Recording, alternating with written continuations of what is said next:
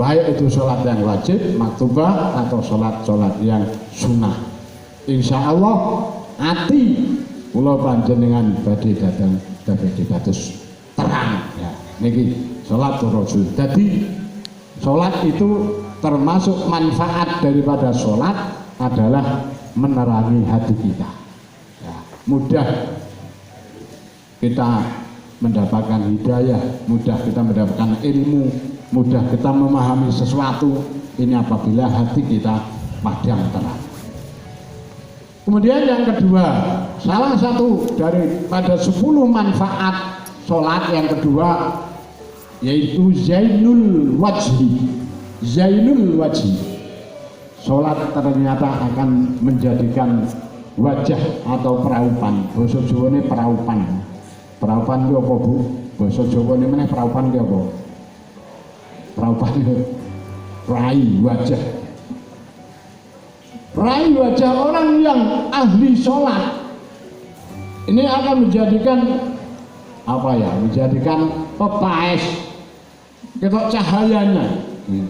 Wong ki raine nek kulino sholat insya Allah dengan muka-muka wajah-wajah orang yang tidak pernah sholat insya Allah nek disawang-sawang secara dekat ini akan beda. Tapi sing iso bedake ati lho Bu, ora secara lahir. Ndak secara lahir. Zaman dahulu pada waktu Nabi Muhammad SAW masih hidup di alam dunia, ini suatu ketika pernah terjadi ada seseorang meninggal dunia. Ada seseorang meninggal dunia. Ternyata masyarakat satu kampung di situ tidak ada yang mau mengurus jenazahnya. Ini terbukti zaman dulu. Insya Allah nek zaman sekarang enggak. Ini karena zaman dulu masih Rasulullah baginda Rasul Muhammad SAW masih juga. Lah akhirnya ada seorang utusan dari keluarganya untuk menghadap kepada baginda Rasul Muhammad SAW.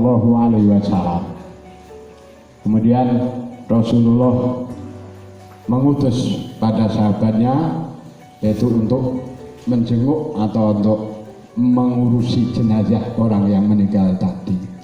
Ibu-ibu, bapak-bapak, ternyata setelah dibuka oleh sahabat dua yang diutus Rasulullah ke rumahnya, ternyata orang yang tadinya meninggal itu sudah berubah wujudnya. Nyuwun sewu, sudah berubah berwujud apa ya? Khinzir. Tahu tak khinzir? Khinzir. Ibu-ibu ana sing batin khinzir iki apa to? Khinzir iki celeng. Ini zaman dahulu pernah terjadi. Orang yang tidak pernah sholat 5 waktu ternyata pada waktu saat meninggal dunia sudah berubah wujudnya menjadi khinzir. Itu zaman dulu. Lalu zaman sekarang Rasulullah sudah meninggal. Termasuk sifat rahmane Allah. Sifat rahmane Allah termasuk sifat rahmane Allah. Wong sing sholat karo sing ora sholat iki nek mati zaman saiki iki ditutupi padha mawon. Tidak akan berubah zaman sekarang. Tapi cuma nek dipaham-pahamke orang melihat muka orang yang ahli sholat dengan orang yang tidak pernah sholat, nyuwun sewu dalam hati seorang mukmin di antara kita seorang mukmin akan lain apabila kita cermati bersama. Nek cara napa zahir iki ya piye ya nek wajah tidak pernah tersentuh air wudu, tapi nanti berubahnya nanti setelah bangkit di alam kubur ya. Ini untuk orang-orang umat-umat yang akhir-akhir termasuk nyuwun sewu kita semuanya ini orang yang ahli sholat dan tidak sholat akan beda besok pada waktu kita bangkit dari alam kuburnya masing-masing. Para hadirin dan hadirat yang saya muliakan, sudah dapat 2. Kemudian manfaat daripada sholat apabila sudah dikerjakan, dilaksanakan secara istiqomah. itu akan warahatul badani. Warahatul badani akan menjadi sehat. Badan jasmani kita akan menjadi sehat apabila orang melaksanakan sholat dengan istiqomah. Contoh, ada salah satu orang itu sakit, ya, sakit boyok. Sakit boyok. Bapak-bapak pernah sakit boyok ini?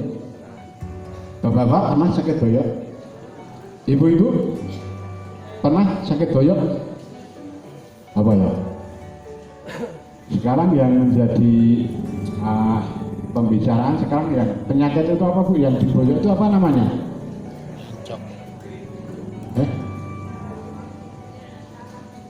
Asam lambung. Asam lambung. Loh, asam lambung ini lah di dekat sini toh, yang dirasakan yang di dekat boyok ini toh. Nek cara Jawa ke ya boyoken lah. Saiki jenenge macam-macam penyakit. Ini ada pernah seorang cerita bahwa sakit boyok Pak. Dia berbulan-bulan sakit boyoknya. Akhirnya diterapi dengan sholat 5 waktu. Wis ngono di iso-isoke untuk rukuk, ya. Untuk rukuk. Tapi memang nek pertama ya sakit, wong pas sakit. Diterapi dengan sholat 5 waktu yaitu dengan rukuk. Maka gerakan rukuk ini ya, insya Allah ibu-ibu, bapak-bapak, kalau kita praktekkan gerakan rukuk, pas rukuk itu benar-benar betul posisi rukuk, insya Allah Ta'ala akan terjauhkan dari penyakit boyok. Coba mau dicoba mawon sholat itu rukuk. Kemudian pada waktu sujud, ya sewu, nek sujud ya ini prakteknya iso nek sholat sendiri pas melaksanakan sholat sunat umpamanya sendiri, ini bisa diperhatikan pas pada waktu sujud, posisi sujudnya betul dan agak lama sujudnya, itu bisa menjadikan peredaran lancar sehingga akan terjauh dari penyakit napa niku, penyakit kepala mumetan niku apa jenenge, penyakit napa Pak?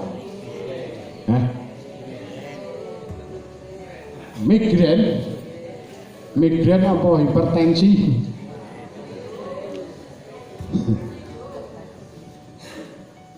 Wong migrain itu nek sujud mungkin kurang suwe sujud, ya. Nek sujud mikir. Pokoknya sholatnya banter ya.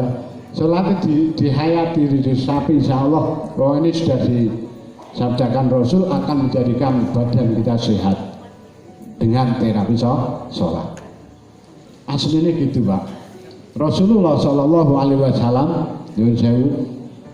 selama hidup ini belum pernah Rasulullah Shallallahu Alaihi Wasallam disebutkan dalam kitab kok muni loro mumet, Kanjeng Nabi loro boyoke, Kanjeng Nabi loro wetenge, belum pernah. Karena apa? Yaitu karena manfaat daripada sholat yang benar-benar dijalankan dengan tuntunan yang benar, gerakan-gerakannya akan menjadikan kesehatan badan kita, jasmani rohatul badan, akan menjadikan sehat badan kita daripada manfaat sholat 5 waktu. Rasulullah bersabda, "Qum fasholli fa inna sholata shifaa'un." Berdirilah, kerjakan sholat. Sesungguhnya sholat itu adalah bisa menjadi obat. Fa inna sholata shifaa'un, maka sesungguhnya sholat itu akan menjadi obat. Ya, obat dari segala penyakit. Insya Allah bapak-bapak, ibu-ibu, kita rubah, kita praktekkan lagi pada waktu gerakan rukuk, sujud, ya. Terus kemudian duduk akhir, tahiyat awal, tahiyat akhir yang betul, insya Allah akan menjadikan kesehatan badan kita, insya Allah dari gerakan-gerakan sholat itu. Kemudian manfaat sholat yang selanjutnya, wa miftahus sama, Orang apabila kita melaksanakan sholat, ini akan otomatis bisa membuka pintu-pintu langit. Miftahus sholat, pintu-pintu langit akan terbuka. Kalau pintu-pintu langit terbuka, insya Allah pada waktu sholat kita berdoa. Maka Rasulullah Shallallahu Alaihi Wasallam menyabdakan, termasuk doa yang akan diijabah oleh Allah, yaitu doa yang dikerjakan sehabis melaksanakan sholat. Karena pada waktu kita sholat, pintu-pintu langit sudah terbuka, maka doa-doa kita akan langsung sampai kepada Allah Subhanahu wa Ta'ala. Miftahus sama, tidak ada apa itu hijab lagi. Jadi daripada manfaat sholat 5 waktu yang kita kerjakan, ini akan membuka pintu-pintu langit, dan doa kita insya Allah akan cepat terkabul oleh Allah Subhanahu wa Ta'ala. Kemudian yang selanjutnya daripada manfaat sholat, wathaqilul mizan, sholat yang kita kerjakan dengan khusyuk, dengan benar gerakan-gerakannya, dengan ikhlas, ini akan menjadi memperberat timbangan amal pada waktu besok. Amal kula panjenengan ditimbang ning ngarsane Gusti Allah di hari kiamat nanti. Ini amal sholat yang kita kerjakan, ini akan bisa memperberat timbangan amal soleh kita semuanya. Ini daripada manfaat sholat 5 waktu. Yun sewu biasanya sampai jam berapa? Setengah 9. Setengah 9. Ini sudah setengah 9. Kalau manut ajeng terus nampak leret.